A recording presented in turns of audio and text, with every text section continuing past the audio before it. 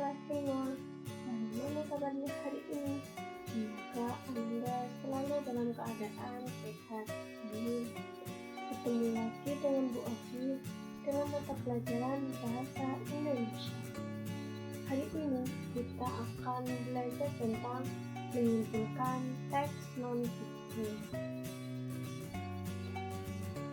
Untuk Anda kelas 5, tetap semangat dalam beribadah, tetap semangat belajar, jaga kesehatan, dan jangan lupa membantu pekerjaan orang tua. Sebelum memulai pembelajaran pada hari ini, marilah kita berdoa terlebih dahulu dengan membaca lafaz basmalah. Berdoa mulai. Bismillahirrahmanirrahim. Selesai.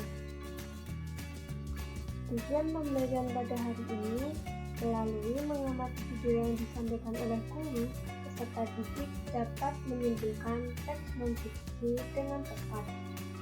Kesimpulan suatu paragraf adalah suatu ringkasan peristiwa yang disampaikan secara utuh, mulai dari awal terjadinya peristiwa sampai pada akhirnya, yang dapat juga merupakan solusi dari masalah peristiwa tersebut.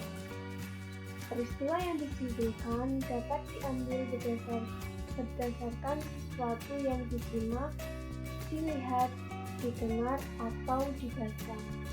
Kegiatan menyimpulkan dapat dipahami juga sebagai suatu kegiatan mengambil gagasan utama dari sesuatu yang kita baca atau kita dengar. Selanjutnya, langkah-langkah yang dapat dijadikan acuan dalam membuat kesimpulan, yaitu yang pertama adalah judul teks, yang kedua ide pokok paragraf, yang ketiga rangkai ide pokok pada tiap paragraf. Nah, untuk judul teks sendiri itu adalah judul mewakili isi paragraf. Dengan mewakili judul, pembaca dapat mengetahui isi paragraf secara umum. Carilah ide pokok tiap-tiap paragraf yang merupakan runutan isi paragraf tersebut. Namun demikian, banyak paragraf yang tidak mempunyai judul. Maka gunakan cara kedua, yakni mencari ide pokok tiap-tiap paragraf. Selanjutnya yang kedua adalah ide pokok paragraf. Dalam teks, paragraf memiliki satu ide pokok yang dapat terletak di awal paragraf yang disebut dengan deduktif atau di akhir paragraf yang disebut dengan induktif.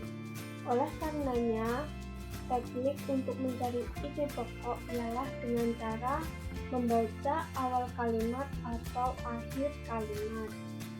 Selanjutnya yang ketiga, rangkai ide pokok pada tiap paragraf. Dalam kegiatan menyimpulkan, kita dituntut untuk menceritakan kembali atau meringkas isi paragraf atau teks dengan kalimat yang ringkas dan sederhana tanpa mengubah makna dari isi teks tersebut. Selanjutnya di sini ada sebuah bacaan yang berjudul Manfaat Sungai. Nah, dari bacaan ini mari kita menyimpulkan teks non-fiksi yang berjudul Manfaat Sungai ini. Yang pertama kita baca dulu paragraf pertama.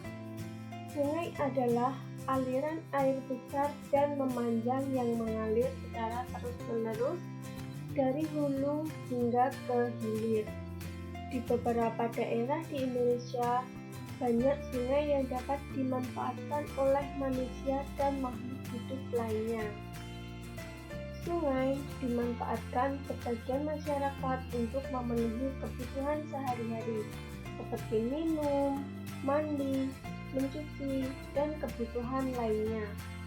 Namun, saat ini sulit sekali mendapatkan air bersih yang layak dikonsumsi. Beberapa sungai sudah terkontaminasi polutan yang membutuhkan pengolahan lagi agar bisa digunakan. Nah, dari teks ini kita bisa mencari kesimpulannya, yaitu sungai adalah aliran air besar dan memanjang yang mengalir secara terus-menerus dari hulu hingga ke hilir. Nah, ini diambil dari paragraf pertama di awal kalimat. Selanjutnya, sungai dimanfaatkan sebagian masyarakat untuk memenuhi kebutuhan sehari-hari. Namun saat ini sulit sekali mendapatkan air bersih yang layak dikonsumsi karena banyak sungai yang sudah terkontaminasi polutan. Nah, ini kesimpulan dari paragraf kedua. Nah, untuk tugasnya di sini ada sebuah teks non-fiksi yang berjudul peristiwa yang mempengaruhi keseimbangan ekosistem. Nah, di sini buatlah kesimpulan dari teks di bawah ini. Kerjakan di buku tulis, jangan lupa diberi nama. Hari ini kita sudah belajar tentang menyimpulkan teks non-fiksi. Kita harus selalu menerapkan protokol kesehatan, yaitu 3M, menggunakan masker dengan benar, menjaga jarak hindari kerumunan, dan mencuci tangan dengan sabun. Semoga kita selalu dalam keadaan sehat. Amin. Sekian pembelajaran pada hari ini, semoga bermanfaat bagi Anda semua. Terima kasih. Wassalamualaikum warahmatullahi wabarakatuh.